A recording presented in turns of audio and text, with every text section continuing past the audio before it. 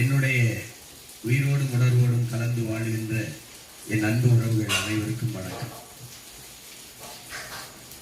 இங்கே பேசிய நம்முடைய அப்பா கல் நல்லசாமி அவர்கள், என்னுடைய அன்பு தம்பி பனையேரி பாண்டியன், என்னுடைய தம்பி விக்டர், எல்லாரும் கல் என்பது நமது உணவு, நமது உரிமை என்பதை பதிவு செய்தார்கள். இங்கே சிலர் ஏதோ கல்லை நாங்களே இப்பதான் ஒரு 10 நாளைக்கு முன்னாடி கண்டுபிடிச்சது போல ஒரு கோவா இங்கே உட்காந்து காட்சி எடுத்துட்டு வந்தது போல கருதுகிறார்கள். அப்படி இல்லை.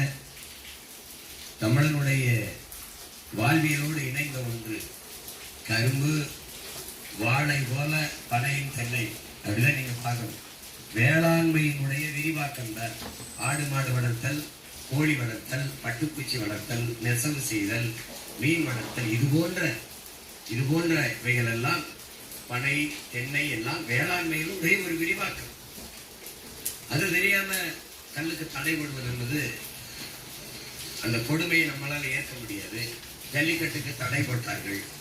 அதற்கு காரணம் உங்களுக்கு தெரியும். அதை எதிர்த்து முறியடித்தோம்.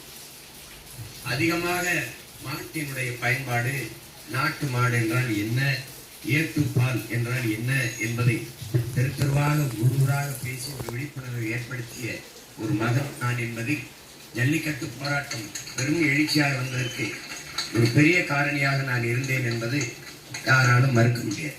தன்னெழுச்சியாக நம் பிள்ளைகள் மக்கள் போராடி அந்த தடையில் இருந்து சற்று விடுதலை பெற்றிருக்கிறோம். அதுபோல கல், எங்கள் ஐயா நல்லசாமி அவர்கள் சொன்னது போல, மது என்று நிரூபித்து விட்டால் 10 கோடி தருகிறோம் என்கிறார். தாயின் மாரிலிருந்து வருகிற பால் போல பனையின் மார்பிலிருந்து இது வருகிறது. பனம்பால், தென்னம்பால். நாங்கள் அதிகாரத்துக்கு வரும்போது வந்த உடனே கல் என்றதை நீக்கிவிட்டு பனம்பால், தென்னம்பால், ஈச்சம்பால், மூலிகை சாறு என்றுதான் கடைகளை திறப்போம். சீமை சரக்குகளை தடை செய்வோம். இந்த மாதிரி தெருவுக்கு 2 கடைகளை இருக்கிறதை மூடுவோம்.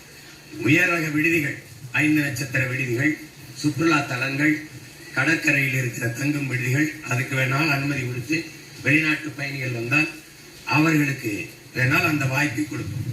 நம்ம பிள்ளைகளுக்கு இப்படி தெருவுக்கு 2 படிப்பகம் இருக்க வேண்டிய இடங்களில் எல்லாம் தெருவுக்கு 2 குடிப்பகங்களை திறந்து வைத்திருக்கிறார்கள்.